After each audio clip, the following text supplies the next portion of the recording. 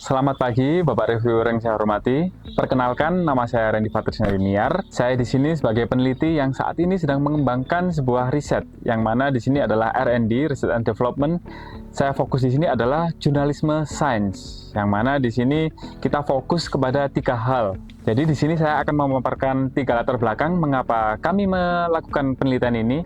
Yang pertama adalah media sosial yang saat ini ada itu sangat miskin oleh hal-hal yang bersifat edukatif.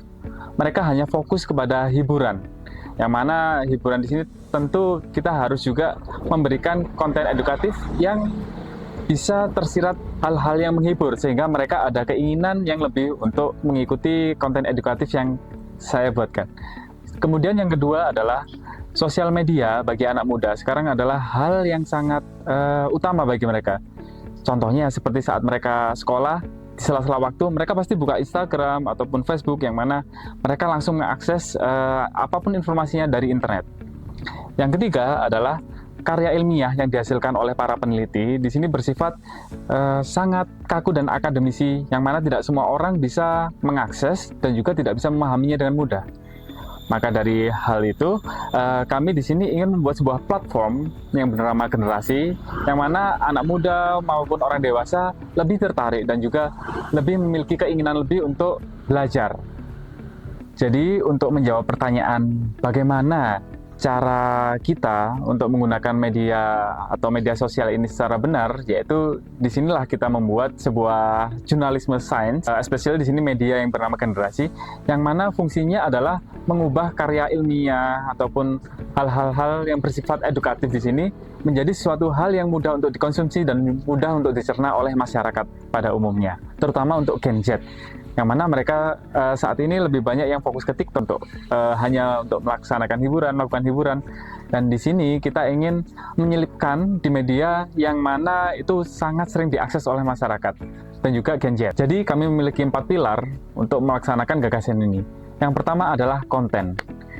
Di konten ini kami mengembangkan dan menguji format karya ilmiah, yang mana format karya ilmiah ini yang agak kaku kita ubah menjadi lebih mudah dimengerti. Pilihan yang kedua adalah informasi yang akurat. Di sini kita akan mencek fakta yang sebenarnya, jadi tidak hanya dari literasi saja, tapi juga langsung kita terjun ke tempat-tempat yang mana kita bisa melihat subjeknya secara langsung. Di sini kita akan memberikan fakta yang lebih akurat. Pilar yang ketiga adalah pendekatan anak muda. Cara dari kami adalah kita bisa membuat video-video pendek, kemudian membuat visual yang kira-kira menarik untuk anak muda, sehingga mereka lebih bisa untuk belajar sambil terhibur. Jadi tidak hanya mereka belajar saja yang mana itu akan membuat mereka bosan, tapi juga memberikan sedikit hiburan, sehingga mereka lebih suka untuk menyaksikannya. Dan pilar yang terakhir atau pilar keempat adalah user-generated content, yang mana di sini mahasiswa, dosen, maupun penulis juga bisa berkontribusi dalam memberikan informasi yang akurat, terpercaya. Mengapa riset ini strategis? Data dari BPS yang terbaru menunjukkan bahwa sekitar 10 juta mahasiswa, 4.000 perguruan tinggi, dan 400.000 dosen di Indonesia itu kelompoknya tidak hanya konsumen dari informasi, tetapi mereka juga bisa berkontribusi dalam memberikan pengetahuan yang ada. Jadi, riset ini memposisikan dosen dan mahasiswa tidak hanya sebagai konsumen, tetapi mereka juga sebagai narasumber.